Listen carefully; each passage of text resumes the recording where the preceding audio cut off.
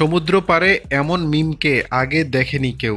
জনপ্রিয় অভিনেত্রী বিদ্যা সিনহা মিমকে অনেকদিন তেমন কোনো কাজে দেখা যাচ্ছে না।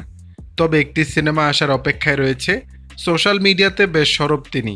ধরা দিয়েছেন অন্যরকম লুকে, যেমনটি তাকে আগে দেখেনি কেউ। সাম্প্রতিক সময়ে অভিনেত্রীকে বেশ কয়েকবার দেখা গেছে বিভিন্ন দেশের সমুদ্র সৈকতে। এবার তার নতুন কিছু ছবিতে ধরা দিল একগুচ্ছ চোখ জোড়ানো ছবি, সেটিও কোনো এক সমুদ্র সৈকত থেকেই। সামাজিক মাধ্যমে একগুচ্ছ ছবি শেয়ার করেছেন মিম, যেখানে তাকে দেখা যাচ্ছে সমুদ্র সৈকতের ধারে একেবারে স্বাচ্ছন্দ্য ভঙ্গিতে, মোহনীয় এক লুকে। রুদ্র স্নানে যেন তার রূপ আর ফুটে ওঠে। পরনে গোলাপি রঙের হালকা প্রিন্টেড ফ্লোরাল ড্রেস, চোখে সানগ্লাস, সঙ্গে খোলা চুলে ক্যামেরার সামনে পোজ, যা রীতিমতো ভক্তদের নজর কাড়ে।